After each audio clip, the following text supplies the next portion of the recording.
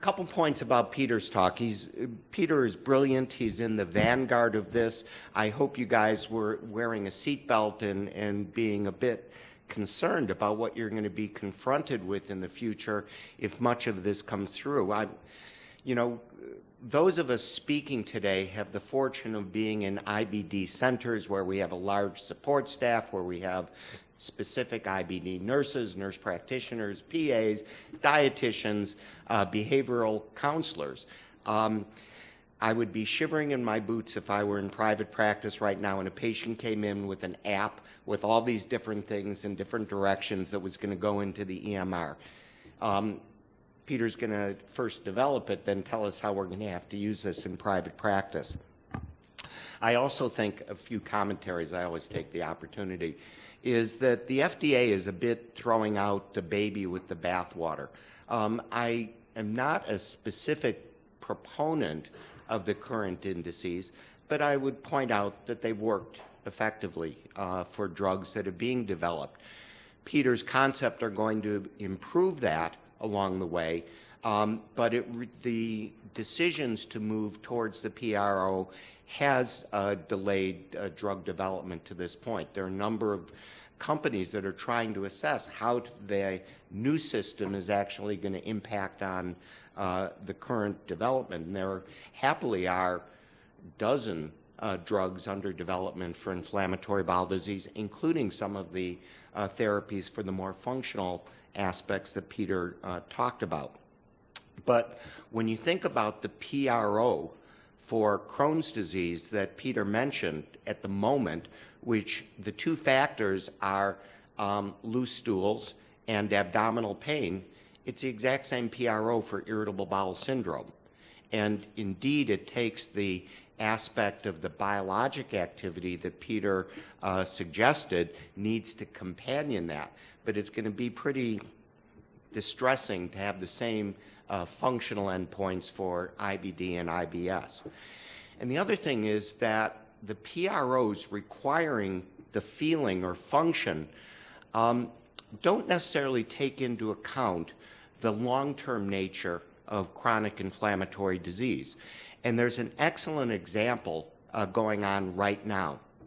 Many of you are aware of the interesting data that came from Pittsburgh a couple of years ago looking at infliximab in postoperative Crohn's disease.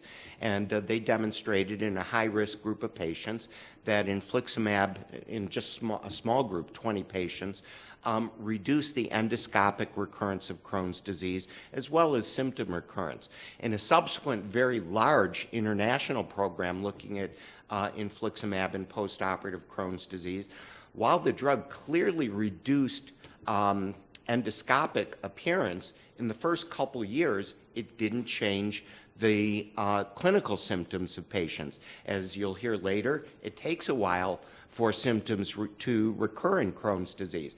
And so this was a successful trial that will never allow the marketing of an effective drug or group of drugs for the prevention of recurrence of Crohn's disease, specifically because the FDA wanted functional outcomes as well as endoscopic outcomes.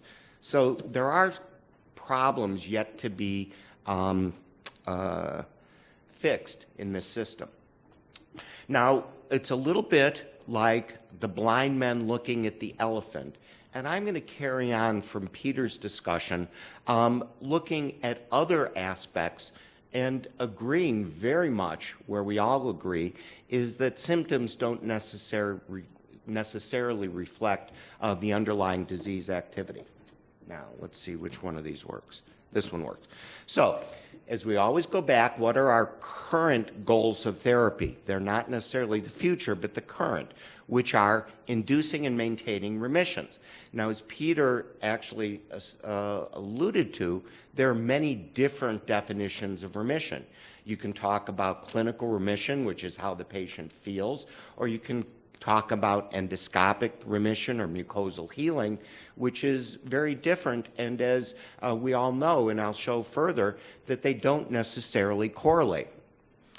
We currently and in the future will want to prevent complications that's related to the disease, And essentially, that's the nature of disease progression in Crohn's disease and in ulcerative colitis.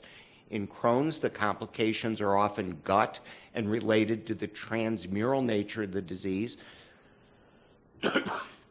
In ulcerative colitis, the progression is towards neoplasia.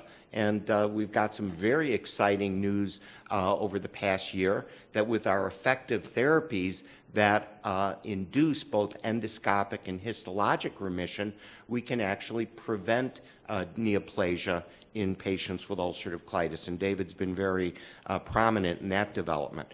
But we also want to prevent complications related to drugs and our treatment. So we are currently and constantly looking for drugs that are going to have similar clinical efficacy, but less risk on a long-term basis. Peter's already suggested that what the patient wants is improvement in quality of life. They want to feel better. And we all know that if you have 10 bloody bowel movements a day, it's going to affect how your emotions are, how you feel. And whether it's fear of going to the bathroom or however the urgency is assessed as a bowel symptom, we're talking about the same thing. And ultimately, we would like to limit surgery, even in the elderly patients. And many of you are familiar with Annals of Internal Medicine that just came out with a article, it's currently in ePrint, that suggests that surgery in ulcerative colitis in the elderly has a less risk of mortality than medical therapy. But we need to continue to put these in perspective. Now, David's going to talk in a moment about treating to target. And it's important to recognize why we're doing this. And again, we emphasize that the symptoms are only a tip of the iceberg and don't reflect all that which is underneath and undermining the disease, which is the biologic activity, the inflammation that is leading to transmural complications in Crohn's disease, and the ongoing inflammation in ulcerative colitis that is eventually going to lead to neoplasia. Now, from a different perspective, Peter demonstrated or showed you a similar slide that looked at Crohn's disease activity index, the symptoms versus endoscopy. And this was a series of patients who were just evaluated for Crohn's disease who were going to go into a study looking at corticosteroid therapy. And as he emphasized, there's no good correlation between symptoms and between endoscopic findings in Crohn's disease, and we can show you very similar data in ulcerative colitis. And you're all confronted with this on a day-to-day basis when you have a patient who has no symptoms, but when you scope them with either ulcerative colitis or Crohn's, they have residual disease activity. And the corollary that Peter alluded to, that there are many patients who we have a lot of symptoms, but when we scope them, they actually have no disease. And from a clinical trial standpoint, most of you are familiar with what's known as the ACCENT study in Crohn's disease and the SONIC study in Crohn's. ACCENT looked at patients treated with infliximab who were randomized then to maintenance therapy or placebo, and SONIC evaluated patients with monotherapy of azathioprine versus monotherapy with infliximab versus combination therapy. Well, you're familiar with the results of these that led to the approval of infliximab for long-term nature of, or for the maintenance treatment of Crohn's, and SONIC looking at combination therapy.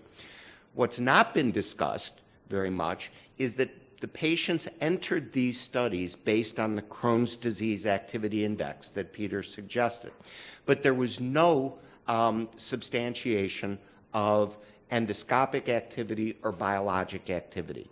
And in both trials, there were a subgroup of patients who underwent endoscopy.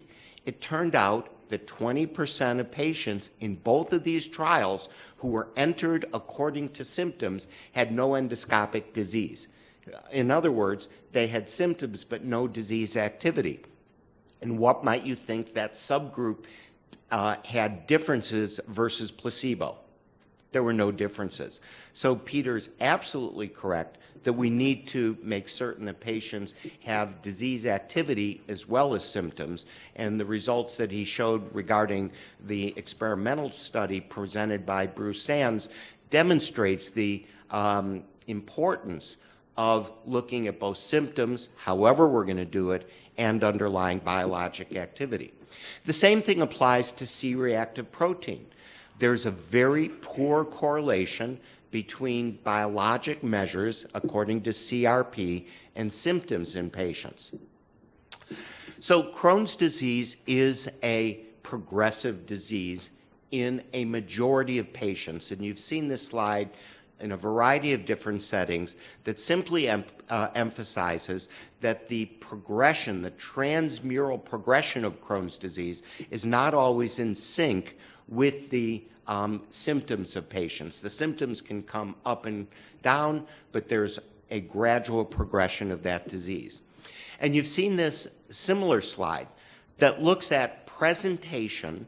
About 80% of patients with Crohn's have primarily inflammatory disease, but about 20% have either strictures or fistula when they actually present at the time of diagnosis.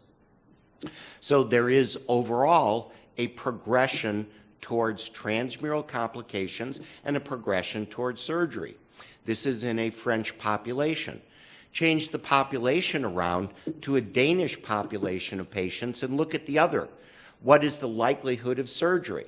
Well, the prior slide suggested that 80% of patients progress, and here you see that at the end of 10 to 20 years, 80% of patients with Crohn's disease in a population study are actually undergoing surgery. Now, the key in how you're going to assess your first-line therapy is not just going to be based on symptoms, but it's going to be based on prognosis.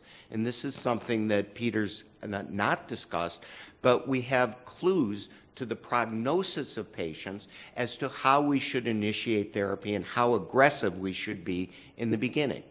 And the clues are fairly similar in both Crohn's disease and in ulcerative colitis. In Crohn's, cigarette smoking is a bad sign. It means patients are less likely to respond to therapy, more likely to recur, more likely to become refractory. Abdominal pain is a bad sign, whether it reflects underlying biology or functional outcomes in clinical trials. And early need for steroids is also a bad prognosis in both Crohn's and in ulcerative colitis. In a separate study looking at a different definition of progressive Crohn's disease as disabling, we see some of the same features. Initial need for steroids, disease occurring at a young age, an extensive disease, as well as the presence of complications at the time of presentation are going to predict a bad outcome by the same definition. I would emphasize that the need for steroids is a bad prognostic sign. 80% of patients will respond to steroids initially, but similarly, 80% will become refractory or unresponsive after a course of steroids. And as we've said for many years, once you start a patient on steroids, you better be thinking, how are you going to get them off? Steroids are a Band-Aid. They're not a long-term approach. But we need to consider the aggressiveness of the disease. This is just a different coloration of the same slide I showed you of the progression of Crohn's disease. But we also need to be aware that 20% of patients are not going to progress. There's a group of patients who mostly have what I would describe as superficial Crohn's disease, without some of the transmural findings or complications of Crohn's disease, who aren't going to require long-term approaches with aggressive therapy such as disease-modifying agents, because this group of patients, no matter what you do, are going to have a relatively good prognosis. So how do we separate this group from the others? Well, one of the best ways of separating them is by the nature of the ulcerations. And this applies to both Crohn's disease and ulcerative colitis. Patients presenting with deep ulcerations, I'm not talking about superficial ulcerations or apathy, but deep ulcerations in both Crohn's and in ulcerative colitis are a bad prognosis, which means that patients with these findings are not going to respond to low levels of therapy such as mesalamine in the setting of Crohn's and probably also in ulcerative colitis. That doesn't show up very well. In the future, we may be able to encompass another group of prognostic indicators, and this is serology. The problem with serologic aspects at the present time is that most patients who present with high titers of serologies in Crohn's disease already have the bad things that we're looking for. But this is a series of patients who went into the military, and this study has been replicated now 3 times in 3 different experiences, where blood and serum is obtained from soldiers when they go into the military, when they're healthy. And then, as they're followed out, obviously a small proportion are going to develop Crohn's disease. Well, when you look at the patients in the military who've developed Crohn's disease and look back when they were asymptomatic, a substantial proportion of these patients actually had abnormal serologies before they developed any symptoms, and the level of the titers actually predicted whether they were going to develop the bad complications. So the question becomes, should we be giving early aggressive therapy to patients with combination steroids and immunosuppressives or biologics alone or in combination therapy? And Asher and others are going to be discussing that. What we did see from the early aggressive therapy, similar to what we've seen in the postoperative studies, is if we treat patients early and aggressively before they develop severe lesions, we can actually prevent them, even if we're not impacting symptoms on the short period of time. In the top-down, step-up study, there was no difference in symptoms at the end of the year. What there was a difference in endoscopic lesions at the end of the year, and the endoscopic lesions are what are predictive of progression of the disease. In other groups, endoscopic healing in Crohn's disease has actually predicted long-term responses. Now, similarly, it's very clear that in ulcerative colitis, the status is the same. Ulcerative colitis can be a progressive disease with patients evolving from left-sided to more extensive disease, and over time there's an increased risk of malignancy. Once patients start on steroids in Crohn's disease, in ulcerative colitis, it's also a bad prognosis, with 20 to 30% of patients who start on steroids going to surgery within the first year. So it's a bad predictor. And similarly, as David and others have shown, histologic improvement and resolution of histologic findings can both reduce the likelihood of clinical recurrence as well as reduce the risk of cancer that we've already discussed.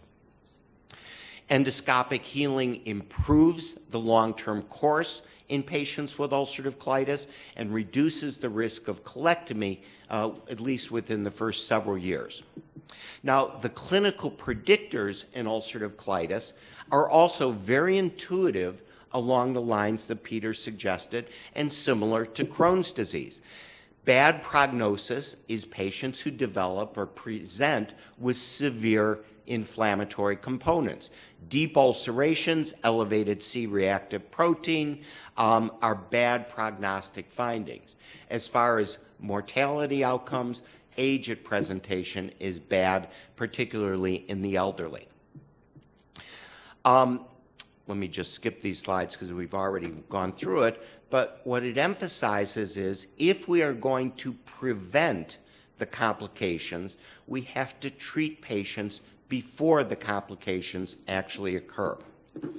And one of the issues is that we have defined the disease according to symptoms at presentation. And severity really encompasses more than symptoms. And again, this is an extension of Peter's discussion. there are different components of the severity. They include symptoms from the patient's perspective first and foremost, but it also includes what is the inflammatory burden, which is going to be important as to how we dose some of our therapies, including the biologic therapies, as well as incorporating prognosis into severity. A patient can have 1 inch of Crohn's disease involving the rectum. That can be terrible from a prognostic standpoint because that 1 inch can lead to the need for stomal therapy. So it involves both the symptoms as well as prognosis for our patients. And that's going to allow us to place or position therapies according to both symptoms, according to responsiveness, but also according to prognosis. And those are all going to be in our thought processes as we initiate the therapies. So our current goals are, as I told you in the beginning, clinical mainly, but trying to improve the long-term symptoms, but in the future are going to incorporate not only the clinical, and here Peter and I very much agree, but also the biologic parameters engaged in the disease activity, as well as prognostic aspects of the disease until we can eventually find the cause and identify a cure. Thank you.